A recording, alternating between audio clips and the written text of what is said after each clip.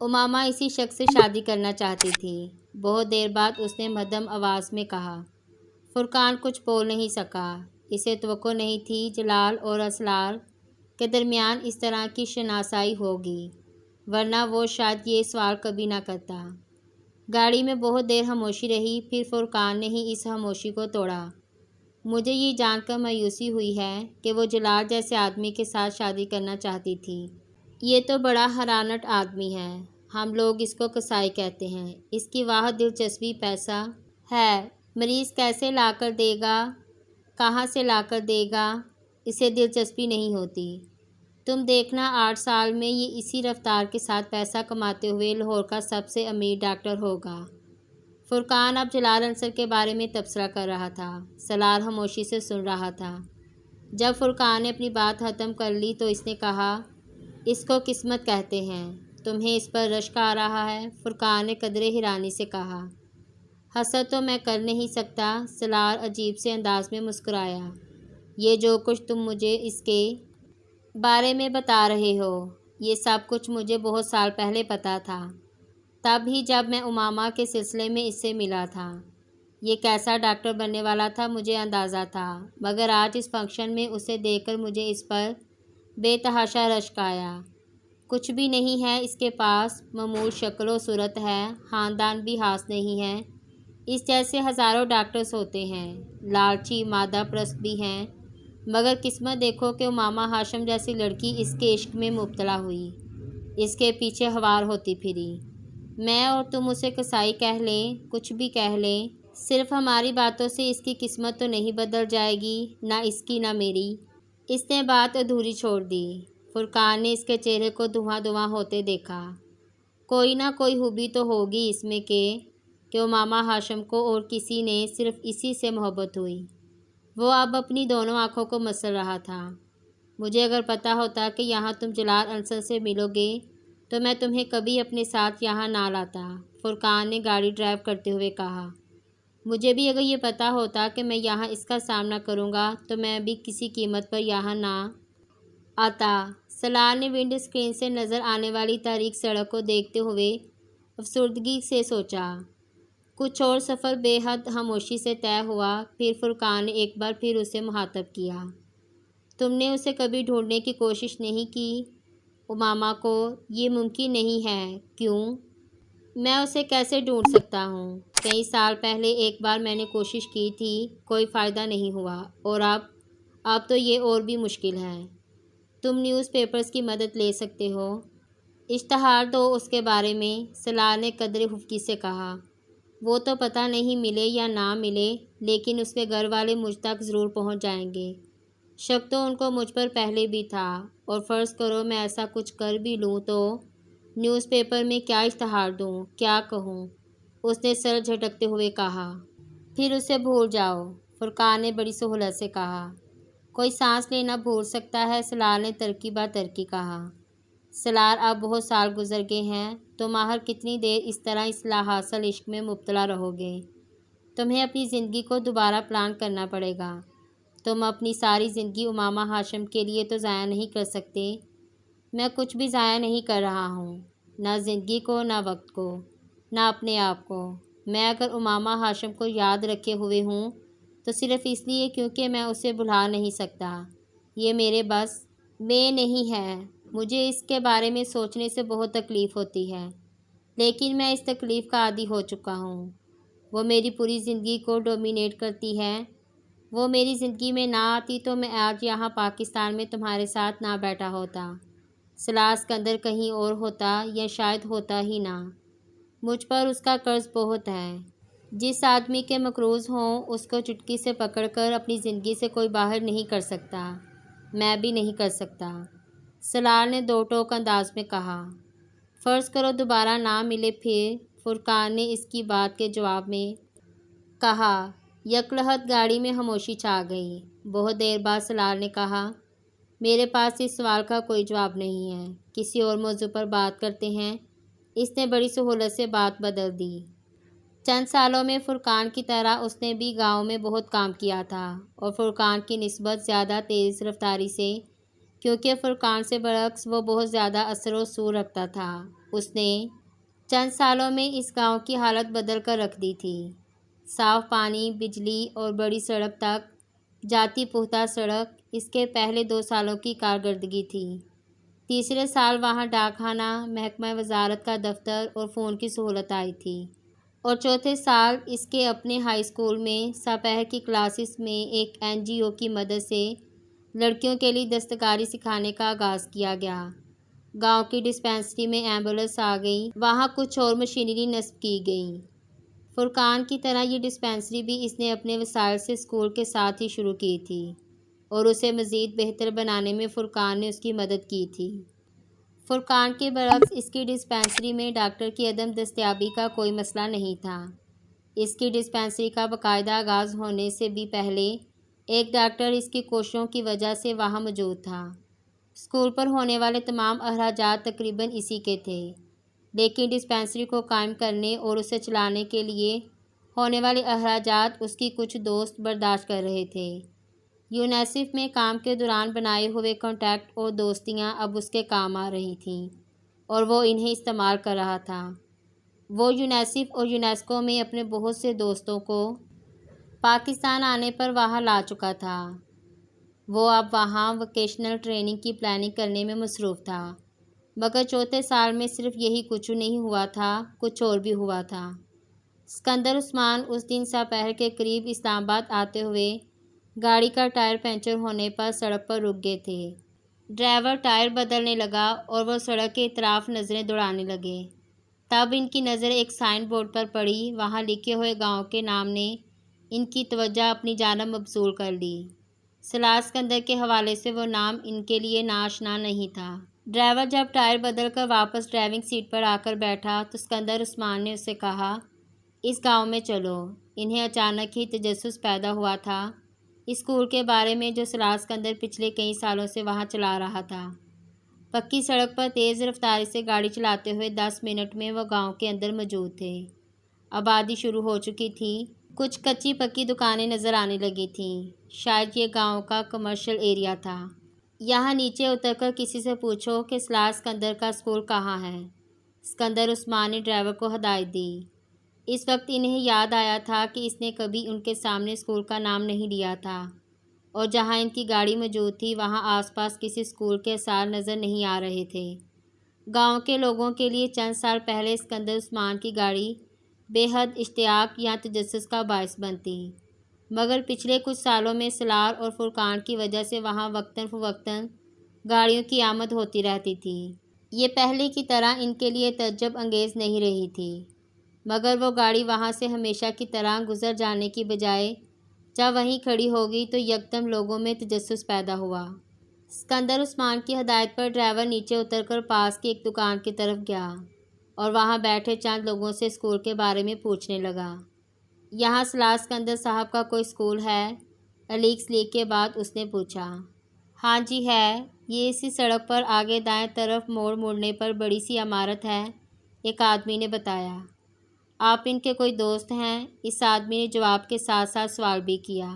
نہیں، میں ان کے والد کے ساتھ آیا ہوں۔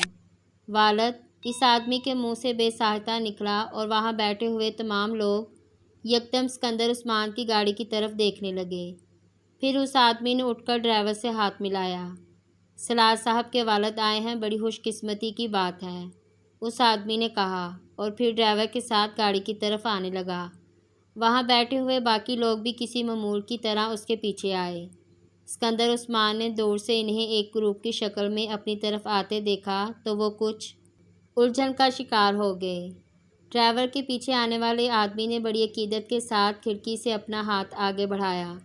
اسکندر عثمان کچھ تذبذب کے عالم میں اس سے ہاتھ ملایا، جبکہ اس آدمی نے بڑے جوش و خروش سے دونوں ہاتھوں کے ساتھ اس کا مضاحفہ کیا۔ اس کے ساتھ آنے والے دوسرے آدمی بھی اب یہی کر رہے تھے۔ اسکندر کچھ الجھن کے انداز میں ان سے ہاتھ ملا رہے تھے۔ آپ سے مل کر بڑی خوشی ہوئی ہے صاحب، پہلے ڈھیر عمر آدمی نے عقیدت بھرے انداز میں کہا۔ آپ کے لیے چائے لائیں یا پھر بوتل؟ وہ آدمی اسی جوش و خروش سے پوچھ رہا تھا۔ ڈرائیور اب گاڑی سٹارٹ کر چکا تھا۔ نہیں، کوئی ضرورت نہیں، بس راستہ ہی پوچھنا تھا، انہوں نے جلدی سے کہا۔ ڈرائیور نے گاڑی آگے بڑھا دی۔ وہ آدمی اور اس کے ساتھ کھڑے دوسرے لوگ وہیں کھڑے گاڑی کو آگے جاتے دیکھتے رہے۔ پھر اس آدمی نے قدرے مایوسی سے سر ہلایا۔ سالار صاحب کی اور بات ہے۔ ہاں، سالار صاحب کی اور ہی بات ہے۔ وہ کبھی کچھ کھائے پیے بغیر یہاں سے اس طرح نہ جاتے تھے۔ ایک دوسرے آدمی نے تائید کی۔ وہ لوگ اب واپس قدم بڑھانے لگے۔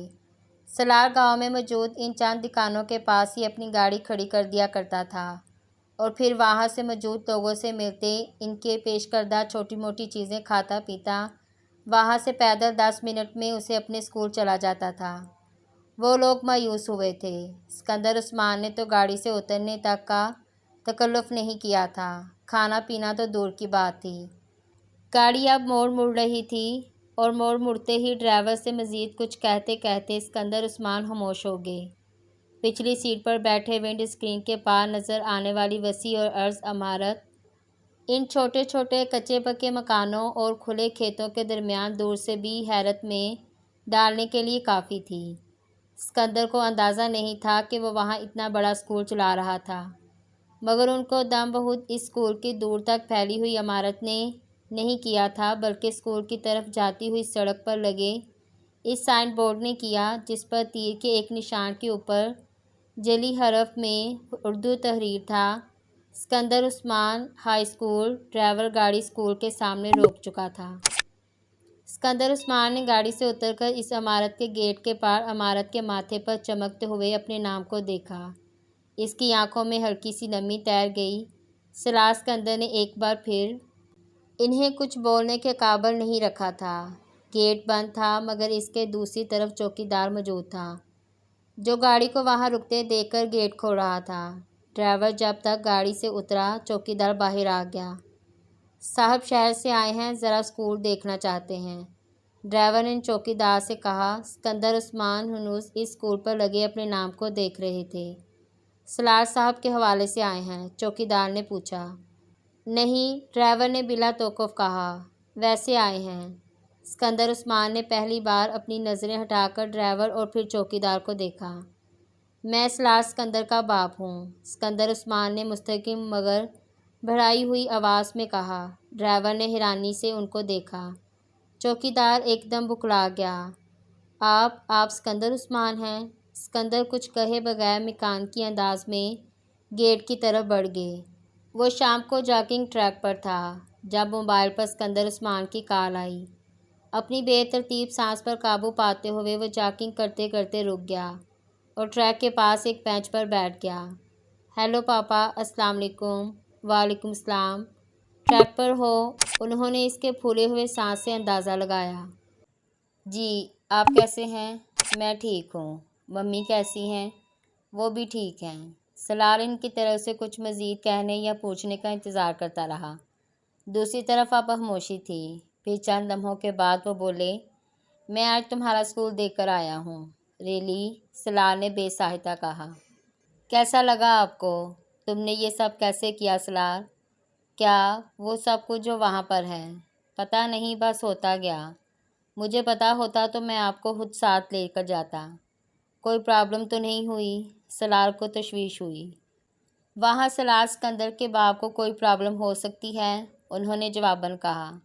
سالار جانتا تھا وہ سوال نہیں تھا۔ تم کس طرح کے آدمی ہو سالار؟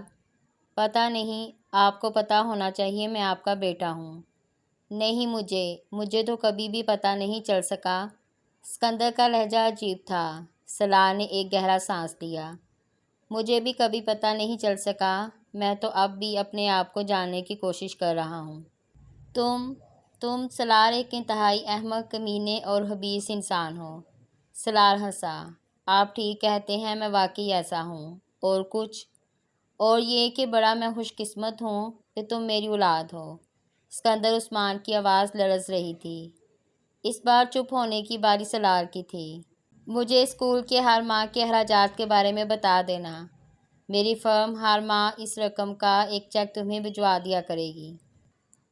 اس سے پہلے کہ سالار کچھ کہتا، فون بند ہو چکا تھا۔ سالار نے پارک میں پھیلی تاریکی میں ہاتھ میں پکڑے ہوئے موبائل کی روشنی اسکرین کو دیکھا، پھر جاگنگ ٹریک پر لگی روشنیوں میں وہاں دوڑتے لوگوں کو کچھ دور وہ وہیں بیٹھا حالیہ ذہنی کے عالم میں ان لوگوں کو دیکھتا رہا، پھر اٹھ کر لمبے لمبے ڈگ بھرتے ہوئے ٹریک پر آ گیا۔ رمشا سے سلار کی پہلی ملاقات لاہور آنے کے 1 سال بعد ہوئی تھی۔ وہ لندن اسکول آف اکنامکس کی گریجویٹ تھی۔ وہ سلار کے بینک میں اس کی تعیناتی ہوئی تھی۔ اس کے والد بہت عرصے سے اس بینک کے کسٹمرز میں سے تھے اور سلار انہیں ذاتی طور پر جانتا تھا۔ رمشا بہت خوبصورت، ذہین اور خوش مزاج لڑکی تھی اور اس نے وہاں آنے کے کچھ عرصے کے بعد ہی ہر ایک سے خاصی بے تکلفی پیدا کر لی تھی۔ ایک کولیگ کے طور پر سلار کے ساتھ بھی اچھی سلام دعا تھی اور کچھ اس کے والد کے حوالے سے بھی۔ وہ اس کی خاصی عزت کرتا تھا۔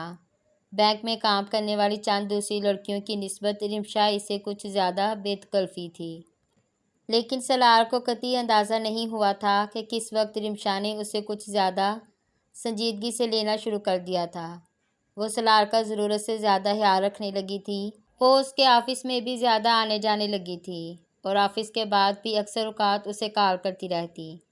سلار کو چند بار اس کا رویہ کچھ خلاف معمول لگا، لیکن اس نے اپنے ذہن میں ابھرنے والے شبہات کو جھٹک دیا۔ مگر اس کا یہ اطمینان پورے 1 سال کے بعد ایک واقعے کے ساتھ رخصت ہو گیا۔ سلار صبح آفس میں داخل ہوا اور داخل ہوتے ہی چونک گیا۔ اس کی ٹیبل پر ایک بہت بڑا اور خوبصورت بوکے پڑا ہوا تھا۔ اپنا بریف کیس ٹیبل پر رکھتے ہوئے اس نے وہ بوکے اٹھا کر اس پر موجود کارڈ کھولا۔ ہیپی برتھ ڈے ٹو سلار اسکندر، رمشا ہمدانی۔ سلار نے بے اختیار ایک سانس لیا۔ اس میں کوئی شک نہیں تھا کہ آج اس کی سالگرہ تھی، مگر رمشا یہ کیسے جانتی تھی؟ وہ کچھ دیر کسی سوچ میں گم ٹیبل کے پاس کھڑا رہا، پھر اس نے بوکے ٹیبل پر ایک طرف رکھ دیا۔ اپنا کوٹ اتار کر اس نے ریوالونگ چیئر کی پشت پر لٹکایا اور چیئر پر بیٹھ گیا۔ بوکے کے نیچے ٹیبل پر بھی ایک کارڈ پڑا ہوا تھا۔ اس نے بیٹھنے کے بعد اس کارڈ کو کھولا۔ چند لمحے تک وہ اس میں لکھی ہوئی تحریر پڑھتا رہا، پھر کارڈ بند کر کے اس نے اپنی دراز میں رکھ دیا۔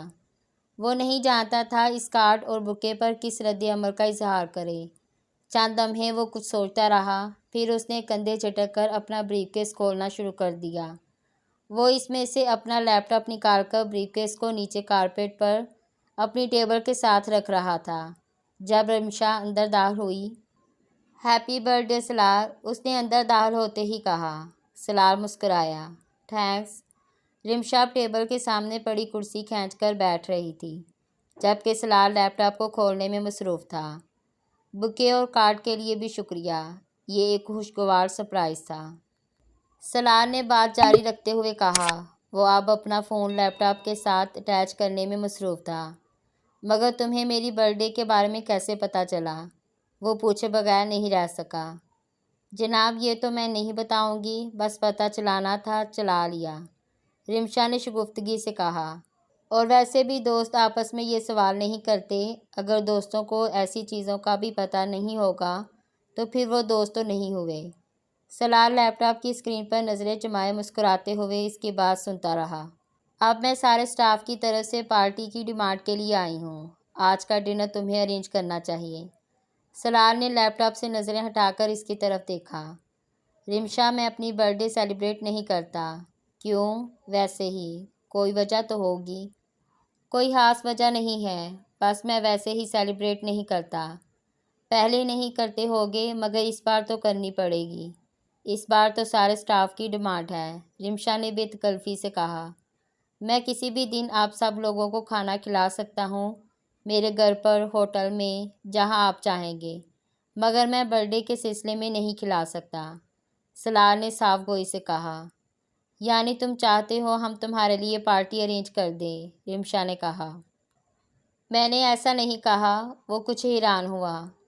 اگر تم پورے اسٹاف کو پارٹی نہیں بھی دے سکتے تو کم از کم مجھے ڈنر پر تو لے جا سکتے ہو۔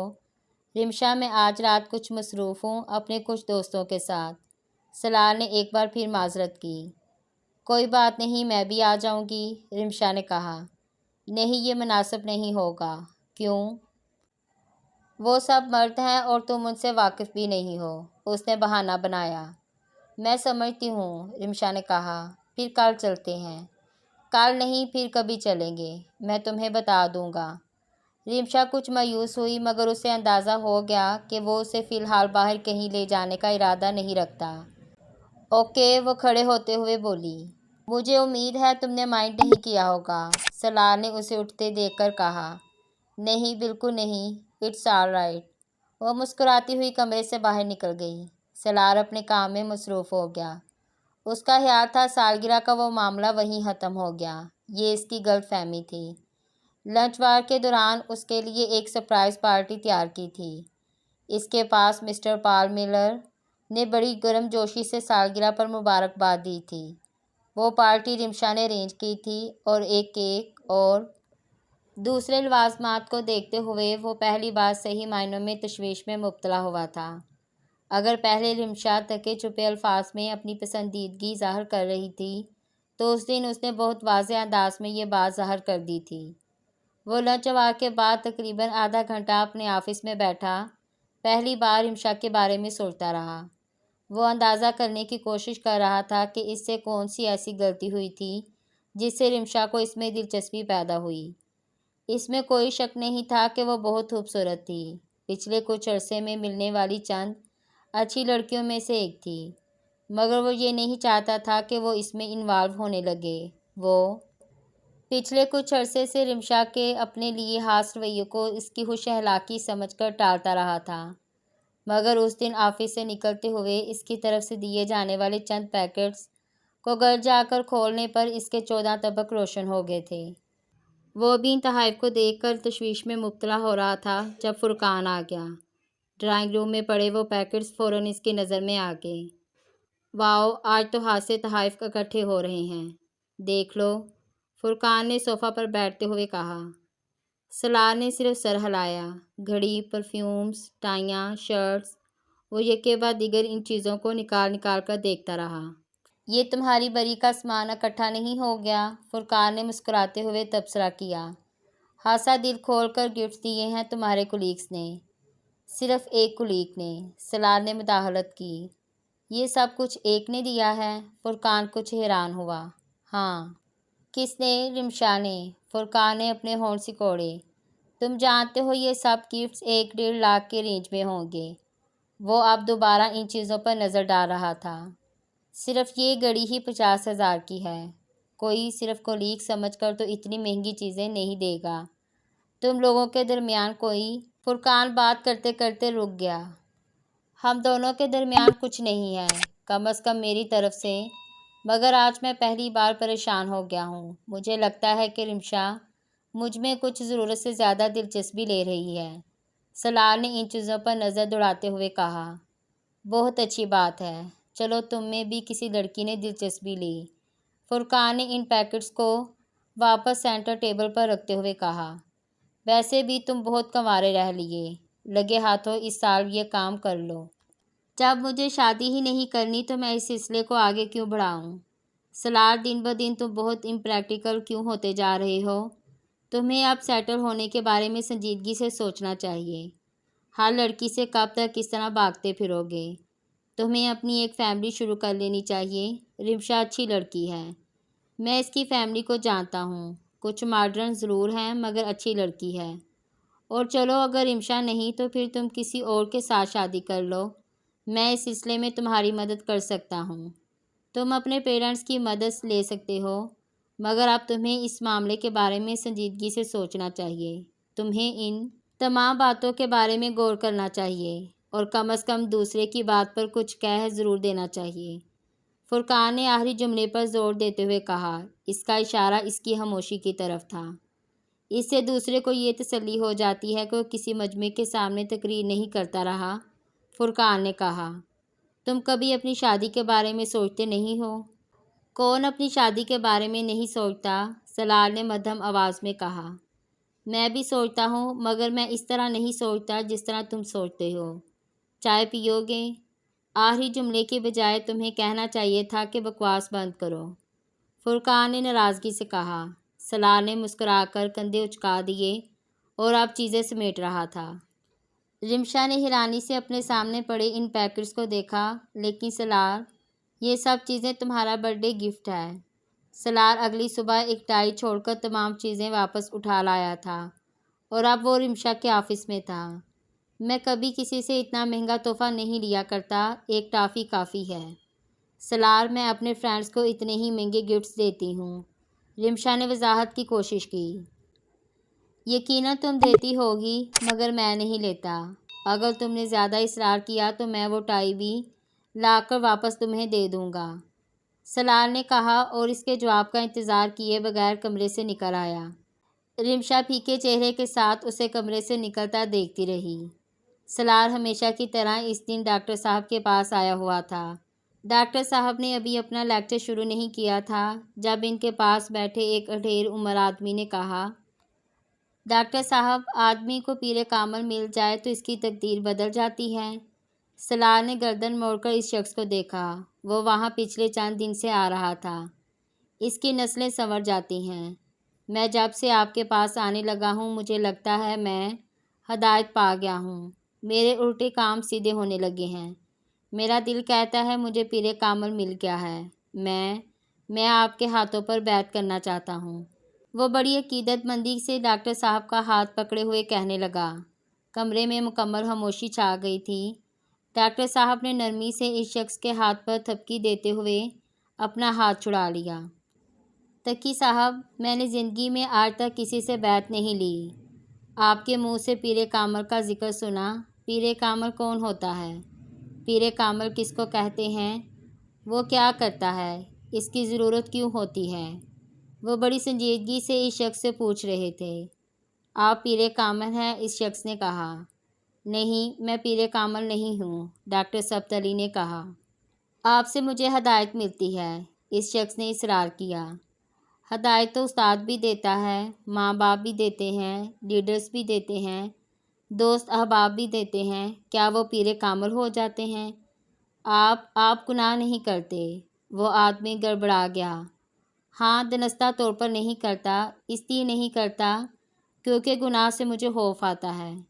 یہاں پر بیٹھے بہت سے لوگ دنستہ طور پر گناہ نہیں کرتے ہوں گے کیونکہ میری طرح انہیں بھی گناہ سے خوف آتا ہوگا، مگر نادنستگی میں مجھ سے کیا سرزد ہو جاتا ہے اسے میں نہیں جانتا۔